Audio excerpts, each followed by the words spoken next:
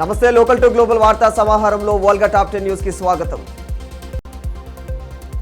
Israel Iran యుద్ధంలో కీలక పరిణామం చోటు చేసుకుంది. కొంతకాలంగా క్షిపణులతో దాడులు చేసుకుంటున్న ఇరు దేశాలు కాల్పుల విరమణ ఒప్పందానికి వచ్చాయి. ఈ విషయాన్ని అమెరికా అధ్యక్షుడు ట్రంప్ తన సోషల్ మీడియా వేదిక ద్వారా వెల్లడించారు. దీంతో 12 రోజులు జరుగుతున్న యుద్ధానికి ఫుల్ స్టాప్ పడింది. మరోవైపు ట్రంప్ ప్రకటనను ఇరాన్ ఖండించింది. ట్రంప్ కాల్పుల విరమణ ఒప్పందాన్ని తిరస్కరించింది. ఇజ్రాయెల్పై ప్రతీకార దాడి తప్పదని స్పష్టం చేసింది. దీంతో పశ్చిమాసియాలో మళ్లీ ఉద్రిక్త వాతావరణం నెలకొంది. ఆపరేషన్ సింధు కొనసాగుతుంది. ఇరాన్ నుంచి 10 మంది ఏపీ విద్యార్థులు ఢిల్లీకి చేరుకున్నారు. ఇరాన్ ఇజ్రాయెల్ ఉద్రిక్తతల మధ్య భారత్కు విద్యార్థులను విదేశాంగ శాఖ తీసుకువచ్చింది.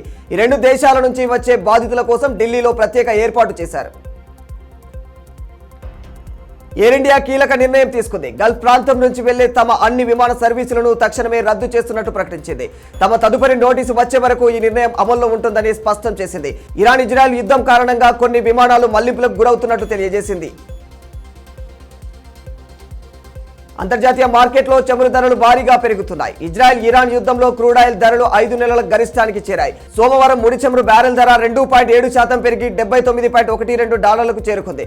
అమెరికా క్రూడ్ బ్యారెల్ ధర 2.8% పెరిగి $75.98 నమోదైనట్లు మార్కెట్ వర్గాలు తెలియజేస్తున్నాయి. తెలుగు రాష్ట్రాల్లో బంగారం ధరల్లో మార్పులు కనిపిస్తున్నాయి. హైదరాబాద్, తిరుపతి, విశాఖ, విజయవాడలో 24 క్యారెట్ల బంగారం ధర ₹10 తగ్గి 1,680గా నమోదయ్యింది. హైదరాబాద్, తిరుపతి, విశాఖ, విజయవాడలో 22 క్యారెట్ల బంగారం ధర ₹10 తగ్గి 92,290గా కొనసాగుతోంది.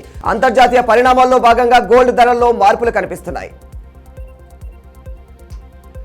తెలంగాణలో రైతు భరోసా కొనసాగుతోంది. 9 రోజుల్లోపే ప్రక్రియ పూర్తి చేయనుంది సర్కార్. ఇవాళ మిగతా భూములకు నిధులు జమ కానున్నాయి. రైతు భరోసా కింద 15 ఎకరాల వరకు 513 కోట్ల నిధులు విడుదలయ్యాయి. 7 రోజుల్లో 67.07 లక్షల మంది రైతుల ఖాతాల్లోకి 8,284 కోట్ల జమ అయ్యాయని అధికారులు తెలిపారు. హైదరాబాద్ లో నేడు విజయోత్సవ సభ జరుగుతుంది. రైతులను ఉద్దేశించి రేవంత్ ప్రసంగించనున్నారు. తెలంగాణ వ్యాప్తంగా రైతులతో కలిసి కాంగ్రెస్ నేతలు సంబరాలు చేసుకుంటున్నారు.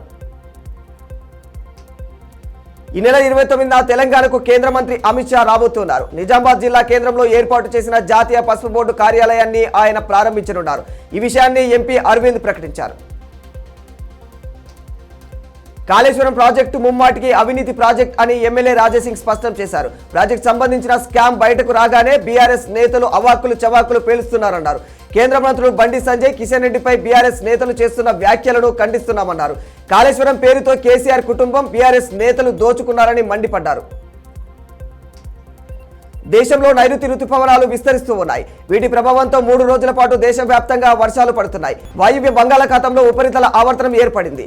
దీని ప్రభావంతో ఏపీ, తెలంగాణలో తేలికపాటి నుంచి మోస్తారు వర్షాలు కురవనున్నాయి. కొన్ని చోట్ల భారీ వర్షాలు కురుస్తాయని వాతావరణ శాఖ తెలియజేసింది. ఇవి వాల్టి top 10 news. For more updates keep watching Volga news.